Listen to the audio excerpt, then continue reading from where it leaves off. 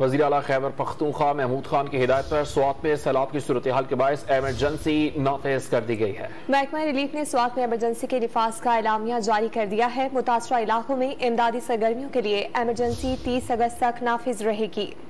وزیر اعلیٰ خیبر پختونخوا محمود خان کی ہدایت پر سوات میں سیلاب کی صورتحال کے باعث ایمرجنسی نافذ کر دی گئی ہے۔ محکمہ ریلیف نے سوات میں ایمرجنسی کے نفاذ کا اعلامیہ جاری کر دیا ہے۔ متاثرہ علاقوں میں امدادی سرگرمیوں کے لیے ایمرجنسی 30 اگست تک نافذ رہے گی۔